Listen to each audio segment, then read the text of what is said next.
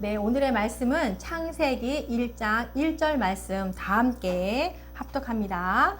태초에 하나님이 천지를 창조하시니라. 아멘. 네, 이렇게 성경의 첫 시작을, 첫 구절을 하나님께서는 선포하시는 겁니다. 태초는 어느 때이냐? 하나님은 누구시다? 천지는 어느 경계를 말하는 것이고, 또한 창조는 어떻게 한 것일까 라고 말하는 것이 아니라 첫 시작을 설명하지 않으시고 그냥 선포하시는 겁니다. 네, 성경의 전체를 끌고 가는 기관차와 같은 구절이면서 또 하나님을 믿는 사람들의 신앙이 바로 이 구절에서부터 시작이 되는 겁니다.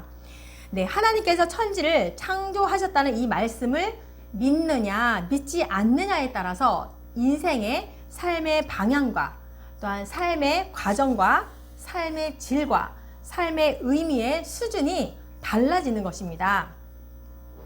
네, 우리를 포함해서 천지를 창조하신 것을 믿는다면은 창조의 목적이 있을 것이고 또한 우리의 인생의 목적이 생기게 되는 것입니다.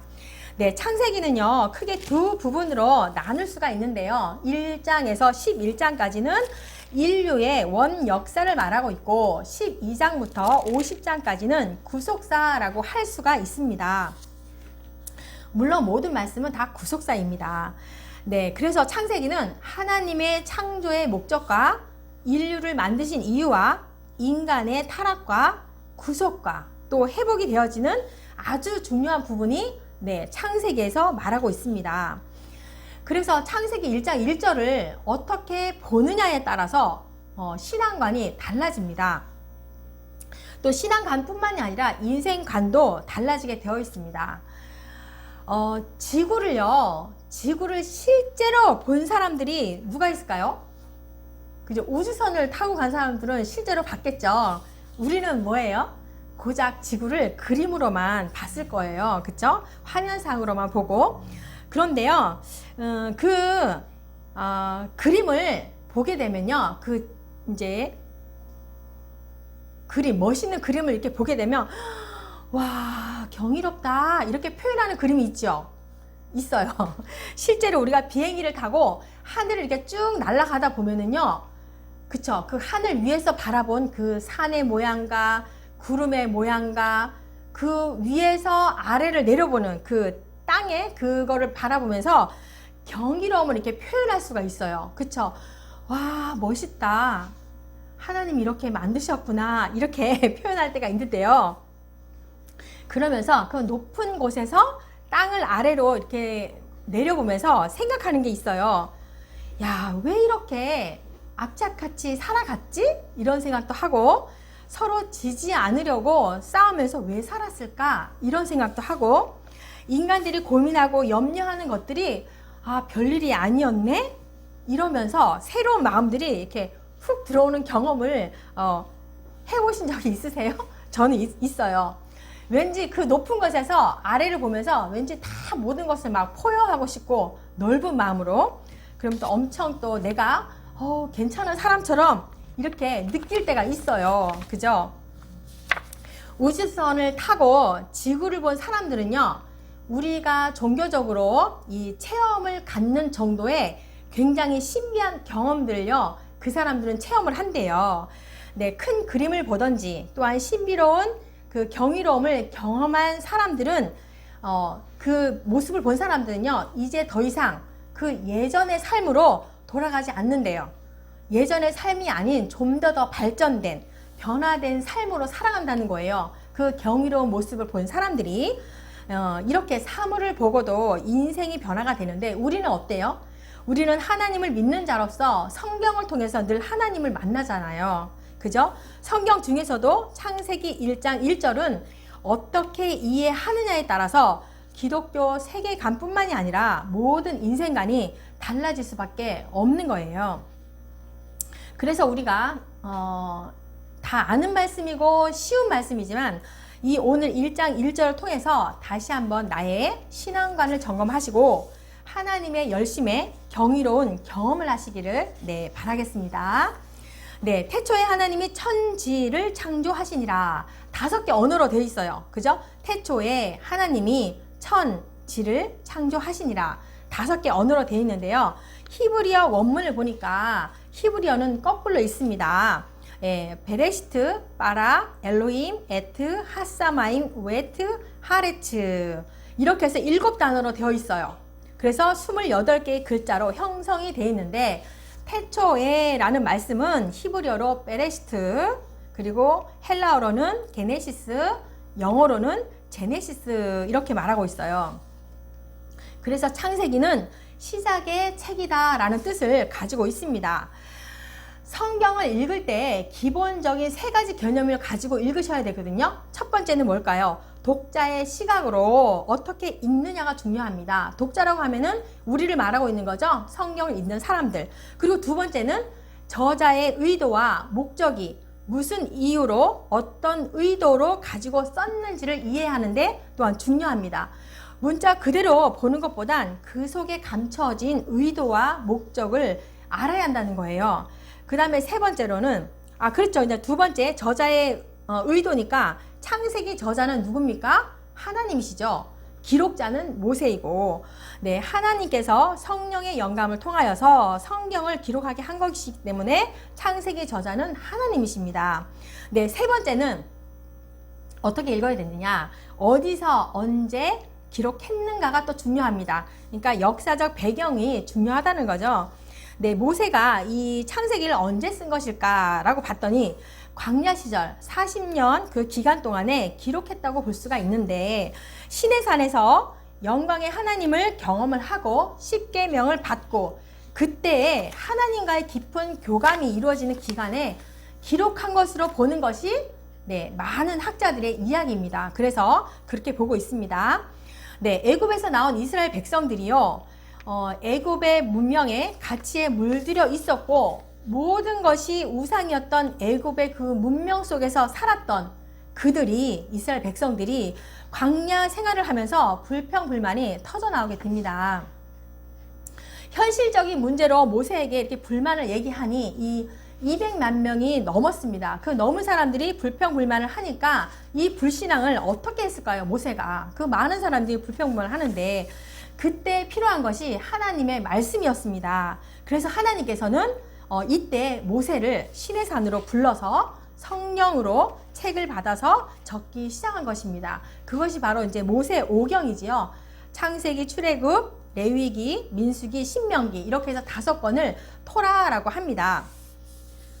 이스라엘의 신앙의 중요한 기초의 뿌리가 되는 거죠. 네, 그들이 애굽의 노예 생활에서 쩌들어 있었기 때문에 비교의 대상이 뭐예요? 높은 것이 아니었어요. 애굽이었어요. 그리고 그들의 관점이 우상의 그 숭배로 만연했던 애굽밖에 없었어요. 이랬을 때 필요한 것이 바로 하나님의 말씀이었습니다. 네, 우리도 역시 이 시대를 살아가고 있는 우리도 가장 필요한 것이 성경 중에 가장 중요한 창세기라고 생각을 합니다. 왜냐하면 창세기를 어떻게 읽느냐에 따라서 성경관과 인생관이 변화될 수 있기 때문입니다.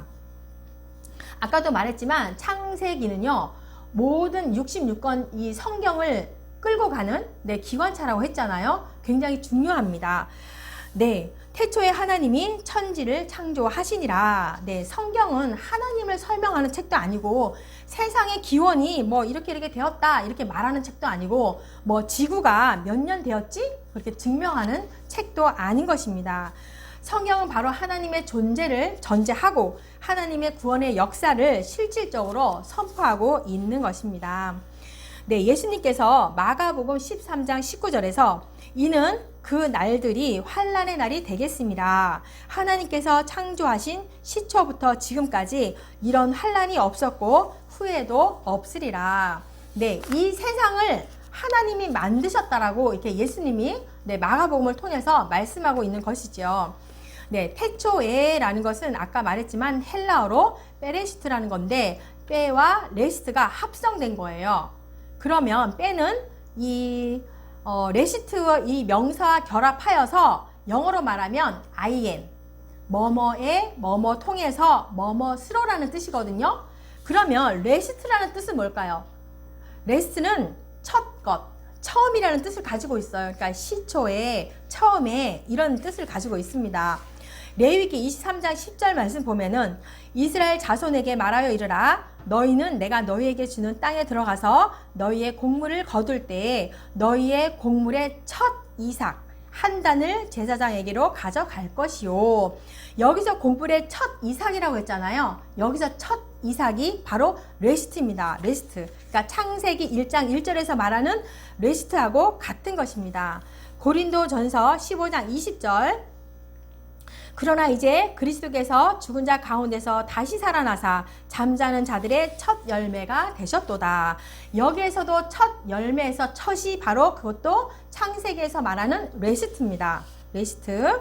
네, 골로새서 1장 16절 말씀. 만물이 그에게서 창조되되 하늘과 땅에서 보이는 것들과 보이지 않는 것들과 혹은 왕권들이나 주권들이나 통치자들이나 권세들이나 만물이 다 그로 말미암고 그를 위하여 창조되었고 라고 하거든요. 또 17절 말씀. 또한 그가 만물보다 먼저 계시고 만물이 그 안에서 함께 섰느니라. 18절. 그는 몸에 교회의 머리시라. 그가 근본이시요 죽은 자들 가운데서 먼저 나신 이시니 이는 친히 만물의 으뜸이 되려 하심이요. 네, 여기서 교회의 머리라고 했잖아요. 이 머리도 첫 것입니다. 여기서도 창세기 1절에서 말하는 레시트라는 뜻을 가졌고 또한 근본이라고 돼 있죠. 근본, 그가 근본이시요. 그 근본도 레시트라는 뜻이고 또 만물의 으뜸이라는 것도 시작이라는 뜻을 가지고 있어서 레시트라는 뜻을 가지고 있습니다. 그러면 레시트라는 말은 곧 시작, 첫 것을 말하고 있는데요. 전부 누구와 연관이 되어 있습니까? 지금 이제 성경 구절 4개를 읽었거든요. 모두 그리스도를 가리키고 있습니다. 그리스도. 그래서 레스트라는 것은 태초에라는 말이라고 했잖아요. 이 말을 다시 번역하면은 어떤 말이 되나요? 그리스도 안에 하나님께서 하늘과 땅을 창조하시니라. 그리고 그리스도를 통하여 하나님께서 하늘과 땅을 창조하시니라. 또 그리스도 때문에 하나님께서 하늘과 땅을 창조하시니라. 그리스도를 위하여 하나님께서는 하늘과 땅을 창조하시니라. 네, 그 태초에라는 그 뜻에 그리스도 안에, 그리스도를 통하여, 그리스도 때문에 라는 그 뜻이 함축되어 있는 겁니다. 골로새서 1장 16절 보니까 만물이 그에게서 창조되되 하늘과 땅에서 보이는 것들과 보이지 않는 것들과 혹은 왕권들이나 주권들이나 통치자들이나 권세들이나 만물이 다 그로 말미암고 그를 위하여 창조되었고. 뭐예요? 이미 창세기 1장 1절 속에 모든 세상의 역사와 시작은 그리스도를 위하여, 그리스도를 통하여, 그리스도 때문에, 그리스도 안에 창조되었다라는 그런 말씀인 것입니다. 이사야 선지자도 이렇게 말씀합니다. 이사야 46장 10절. 내가 시초부터 종말을 알리며 아직 이루지 아니한 일을 옛적부터 보이고 이르기를 나의 뜻이 설 것이니 내가 나의 모든 기뻐하는 것을 이루리라 하였노라. 네, 여기에서 시초부터 종말을 알리며 라고 했거든요. 이미 태초부터 종말을 알렸다는 것은 시작도 그리스도시요 종말도 그리스도라는 그런 말입니다. 계시록 1장 8절. 주 하나님이 이르시되 나는 알파와 오메가라. 이제도 있고 전에도 있었고 장차 올 자요 전능한 자라 하시더라. 네, 알파는 뭐예요? 헬라의 첫 글자, 시작을 가리키는 말이고 오메가는 헬라의 마지막 글자, 마지막이라는 뜻입니다. 이렇게 이사야 선지자가 내가 시초부터 종말을 알리며 라는 그 말은 뭐예요? 종말은 구원보다 앞선다는 말이에요. 구원이라는 것은 시간 속에 이루어져 가는 과정이고 종말은 창세기 1장 1절에 하나님은 종말을 선포하고 있는 것입니다. 그래서 창세기 첫 구절부터 심판과 구원의 계획이 있다는 것입니다. 그래서 이 역사는 그리스도로부터 시작되어서 그리스도부터 끝이 날 것이라는 그런 말씀인 것이죠. 종말을 알리며 아직 이루지 아니한 일을 옛적부터 보이고, 아직 이루지 아니한 일은 뭐예요? 구원입니다. 그리고 옛적부터 이미 보이고, 이 말은 창세기 1장 1절에서 말하는 그리스도를 통해서, 그리스도를 위하여, 그리스도 때문에, 그리스도 안에서 구원하시겠다라는 그런 말씀인 것입니다.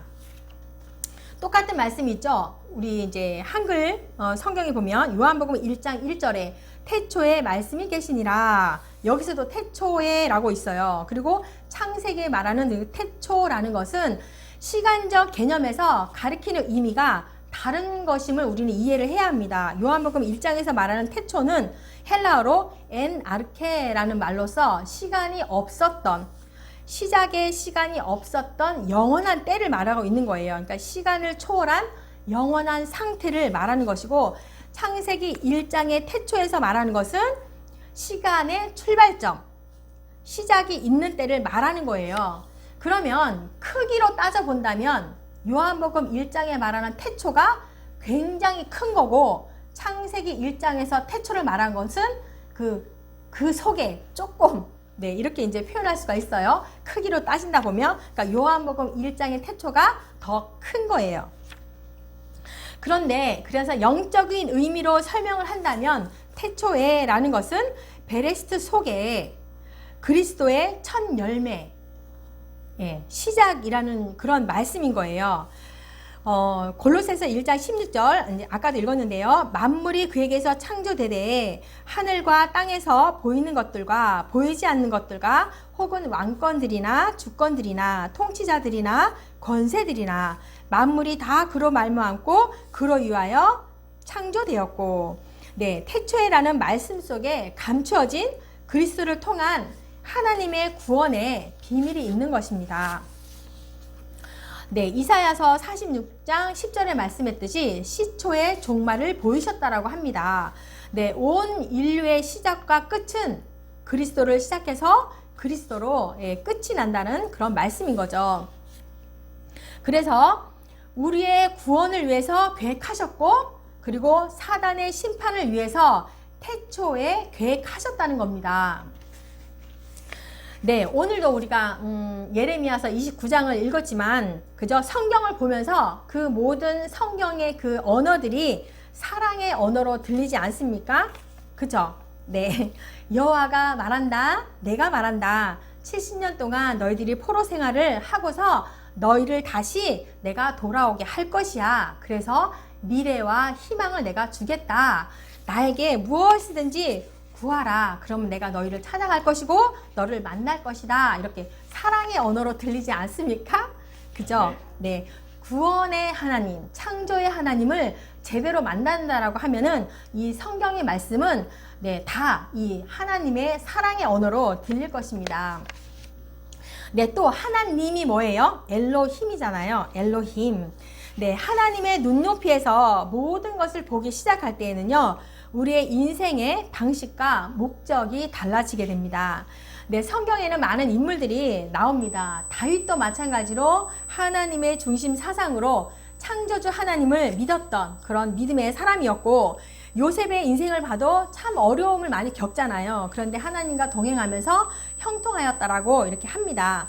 요셉이 가장 높은 자리에 있을 때 기근으로 인한 양식을 구하러 온 그 형들을 보면서 깨달은 것이 있잖아요. 아, 나를 먼저 보내신 것이 하나님이 하셨구나 라고 이렇게 깨닫게 되지 않습니까? 그래서 하나님이 주어가 된 그런 인생들인 거죠.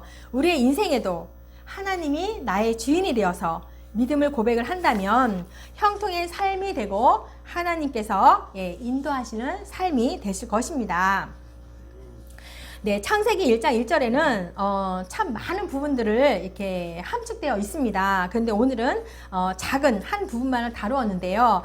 태초에 하나님께서 천지를 창조하신 이후에는 그리스도를 통한 종말과 구원이 있다는 겁니다.